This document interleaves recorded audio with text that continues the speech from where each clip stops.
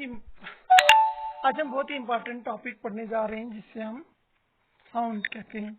तो आइए देखते हैं इसमें क्या क्या चीजें आती है, कैसे साउंड प्रोड्यूस होता है वगैरह वगैरह। Chapter sound, class 8। ठीक है, तो आप सबने देखा होगा स्कूल में घंटी बजती है, तो जो घंटी बजती है उसकी आवाज आती है टन टन टन, तो वो जो आवाज है वो साउंड है। इसी तरह आपने हॉर्न बजता हुआ देखा होगा, बच्चे बातें करते हैं आपस में, लोग बातें करते हैं, तो वो जो बातें हैं ये क्या है, आवाज। मैं बात कर रहा हूँ, दैट इज आवाज। तो इस आवाज जो है इसको इंग्लिश में साउंड कहते हैं। आगे देखते हैं इसकी डेफिनेशन। साउंड की डेफिनेशन क्या है? It is a form of energy that produce sensation of hearing. ये वो एनर्जी है जो हमें जो प्रोड्यूस करती है क्या, सेंसेशन ऑफ हियरिंग, यानी वो ताकत जो हमें सुनने में मदद करती है। सेंसेशन ऑफ हियरिंग, जैसे आपने पढ़ा होगा हीट में सेंसेशन ऑफ वार्मथ। ठीक है, heat is the form of energy that produce sensation of warmth, यानी गर्मी देती है। ठीक है, लेकिन ये वो एनर्जी है जो हमें सुनने में मदद देती है, सेंसेशन ऑफ हियरिंग देती है।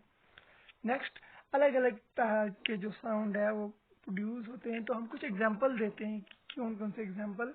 जैसे घड़ी का टुक टुक टुक करना, सेकंड वाली सुई करती है ना, टन टुक टुक टुक टुक टुक टुक, ये टुक टुक क्या है, साउंड है। नेक्स्ट, आपने मच्छर देखे होंगे, मच्छर कैसी आवाज करते हैं, भूं, ये क्या है, साउंड है। कुत्तों का भौंकना, बिल्लियों का, गाय वगैरह का, ये सारे साउंड है।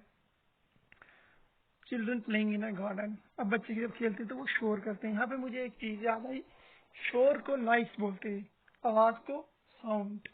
तो इन दोनों में डिफरेंस क्या है? जो साउंड है ये प्लेजेंट है। अगर कोई साउंड तो आवाज ही है, अब कोई आवाज अच्छी होती है, कोई बुरी होती है। अच्छी को बोलते हैं प्लेजेंट और बुरी को बोलते हैं अनप्लेजेंट, जो हमें अच्छी ना लगे। तो नॉइस जो है, शोर, ये अनप्लेजेंट है, it is a unpleasant sound, noise. तो इससे हमें ब्लड प्रेशर, हाइपरटेंशन, है ना, ये सर में दर्द वगैरह वगैरह, ऐसी हार्ट अटैक, ऐसी बीमारियां लग सकती है किससे, शोर से। तो हमें शोर वाली आवाज बिल्कुल नहीं चाहिए।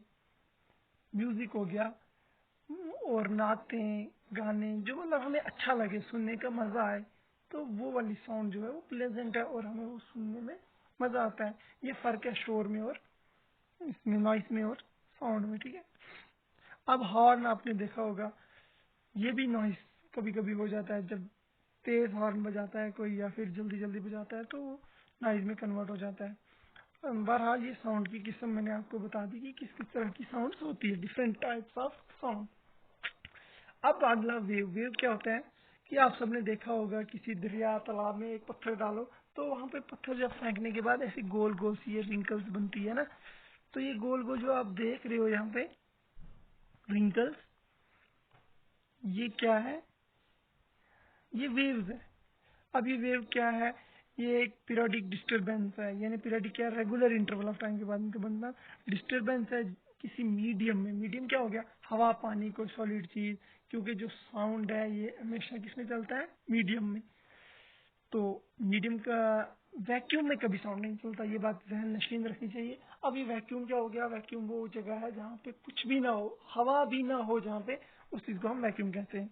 अब ये क्या कहता है वेव की डेफिनेशन में, ये एक पीरियोडिक डिस्टर्बेंस है किसी मीडियम में। यहाँ पे मीडियम पानी आ गया, तो ट्रांसफर क्या हो रही है, एनर्जी। यानी जब पत्थर पड़ा तो पहली वाली लेयर ने क्या किया, एनर्जी ट्रांसफर की दूसरे को, दूसरे ने तीसरे को, तीसरे ने चौथे को, और ये देखो कहाँ तक जा रही है, आगे तक जा रही है ना।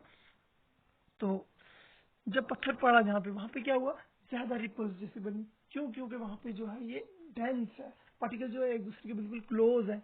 तो जब धक्का लगा लगा लगा आगे आगे, तो वो कम होने चले, उसका इफेक्ट जो है वो कम होता गया।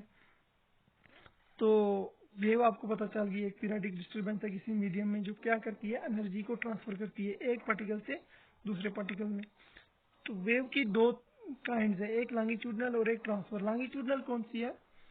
लॉन्गिट्यूडनल वो है जिसमें पार्टिकल्स मूव करे, जिसमें पार्टिकल की मूवमेंट हो, जिसमें पार्टिकल चले, कैसे, to and fro. To and fro मतलब ये एक मेरे पास मिड पॉइंट है, यहाँ से इधर, फिर वापस सेंटर में, फिर इधर, फिर वापस सेंटर में, ये होगी टू एंड फ्रो, ऐसे ऐसे ऐसे ऐसे। ठीक है, टू एंड फ्रो मूवमेंट इसको बोलते हैं। तो लॉन्गिट्यूडनल वेव जो है ये कंसिस्ट करती है, कंप्रेशन और रिफ्लेक्शन होता है। अब कंप्रेशन क्या होता है और रेयरफेक्शन क्या होता है?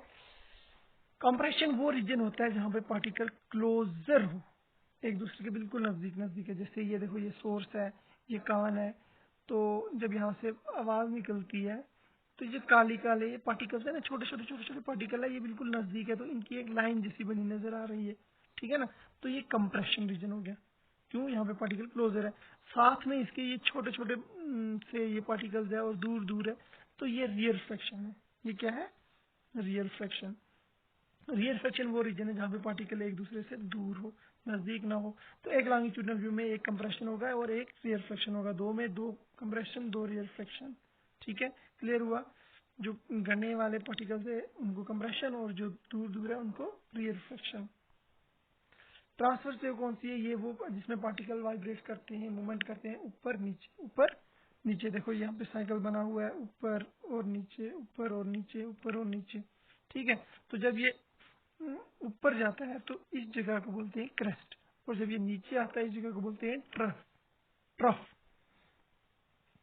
तो अप एंड डाउन मूवमेंट को हम ट्रांसवर्स वेव में क्या होता है? अप एंड डाउन मूवमेंट होती है। नेक्स्ट, इसमें आप क्रस्ट एंड ट्रफ, जैसे मैंने बोला, ऊपर वाले पॉइंट को, टॉप वाले को क्रस्ट और बॉटम वाले को ट्रफ। डिप्रेशन इन वेव और एलिवेशन इन वेव। नेक्स्ट, अब sound is a kind of longitudinal wave, ठीक है। लॉन्गिट्यूडनल क्यों है? क्योंकि इसमें टू एंड फ्रो मूवमेंट होती है, टू एंड फ्रो, ठीक है। टू एंड फ्रो को आप ऐसे भी दिमाग में रख सकते हो, लेफ्ट टू राइट या राइट टू लेफ्ट। तो लॉन्गिट्यूडनल वेव होगी क्योंकि इसमें अप एंड डाउन बिल्कुल नहीं जाता, एंड है मैकेनिकल वेव। अब मैकेनिकल क्या मतलब हुआ? इसको मीडियम चाहिए। मीडियम मैंने बताया हवा पानी है, सॉलिड में चलेगा, वैक्यूम में ये नहीं चलेगा। इसलिए साउंड वो काइंड है लॉन्गिट्यूडनल वेव की। Sound is a kind, sound किसकी काइंड है? लॉन्गिट्यूडनल और मैकेनिकल वेव की काइंड है। इसके बरक्स लाइट जो है वो इलेक्ट्रोमैग्नेटिक है, वो ट्रांसफरिंग। लाइट ऊपर नीचे चलती है और इलेक्ट्रोमैग्नेट, मतलब मीडियम में भी चलेगी और वैक्यूम में भी लाइट पास होती है, दोनों जगह पे।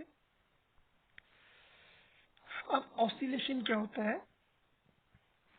Complete movement of particles about it's mean position, यानी अगर ये मीन पोजीशन है, इससे ऊपर, फिर मीन से वापस, फिर नीचे, फिर इस पे वापस, ये कंप्लीट मूवमेंट हो गई। Complete movement of particle about it's mean position. जैसे आपने देखा यहाँ पे, ये ऊपर वाला जो है, ये वाला, इसमें कंप्लीट नहीं है, खाली ऊपर की तरफ है, इसमें नीचे की तरफ है, नहीं है कंप्लीट, तो ऑसिलेशन नहीं है। अब यहाँ पे ये लाल वाली देखते हैं, इसमें पूरा है, ऊपर और नीचे दोनों साइड एरो लगे हैं, इट मीन्स कंप्लीट मूवमेंट हो गई है। ऑसिलेशन क्या हुआ? Complete movement of particle about it's mean position, ठीक है। Clear? Next, amplitude, maximum displacement, यानी जब वाइब्रेट कर रही है बॉडी तो वो कितना डिस्प्लेस करा अपनी मीन पोजीशन से, उसने कितना डिस्प्लेस किया, कहाँ? लेफ्ट या राइट।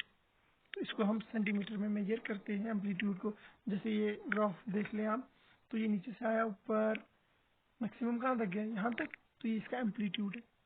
या यहाँ से नीचे आया, जहाँ से लाल जा रहा है, नीचे कहाँ तक गया? यहाँ तक, ये इसका एम्पलीट्यूड है, ठीक है। ये एम्पलीट्यूड की डेफिनेशन थी कि मैक्सिमम डिस्प्लेसमेंट कितना होता है किसी पार्टिकल में, दोनों डायरेक्शन में, आइदर दिस और दिस, इस साइड या इस side. Next is frequency. Frequency क्या है? नंबर ऑफ साउंड वेव, यानी कितनी साउंड वेव बनी एक सेकंड में, इसको हम हर्ट्ज में मेजर करते हैं। अब नीचे, सबसे नीचे आ जाए आप, यहाँ पे देख रहे हैं ये वेव्स है, ये 4 वेव्स बनी हुई है, यहाँ पे 4 साउंड वेव है, ये एक सेकंड में मैंने बनाई। तो फ्रीक्वेंसी को हम मेजर करते हैं हर्ट्ज में, तो कितने हर्ट्ज? 4 हर्ट्ज, ठीक है।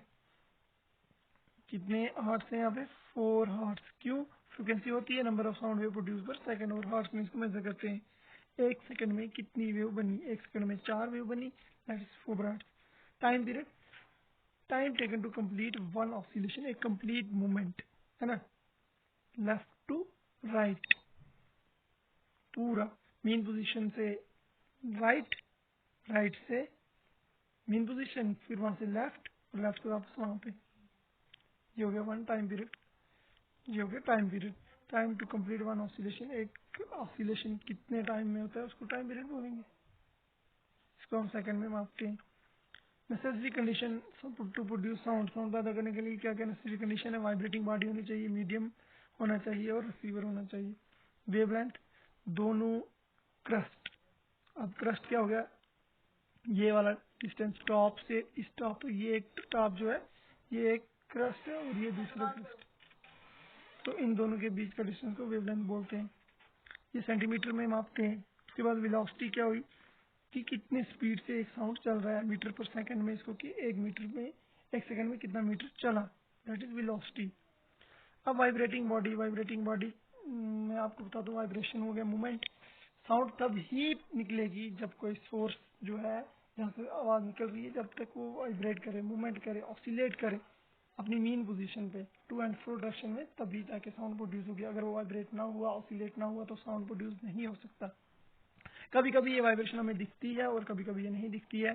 चलिए किस केस में दिखती है, बेल के केस में हम दिखती है। जब बेल बजती है तो वहाँ पे देखना आप ध्यान से, आपको ऐसे ऐसे मूवमेंट दिखेगी, वाइब्रेशन जैसी दिखेगी। हारमोनियम में नहीं दिखती है। इसी तरह अगर आपके पास रबर है तो रबर को ले लो, खींचो दोनों साइड से और बीच में से ऐसे पकड़ो, देखो उसमें मूवमेंट आपको दिखेगी, एक फास्ट मूवमेंट दिखेगी, to and fro movement. Loudness, ये करेक्टर है साउंड का और and it is degree of sensation of sound. क्या है कि कितनी फेंट साउंड है, कितनी तेज है या कितनी जोर से है या कितनी आस्था है, उसको लाउडनेस कहते हैं और इसको हम डेसिबल में कहते हैं। और डेसिबल जो 120 डेसिबल से ऊपर है वो हम नहीं सुन सकते क्योंकि वो पेनफुल हो जाती है। तो लाउडनेस डिपेंड करता है एम्पलीट्यूड पे, जितना ज्यादा एम्पलीट्यूड होगा उतना ही साउंड ज्यादा होगा और जितना कम होगी उतना ही कम वो होगा। ठीक है।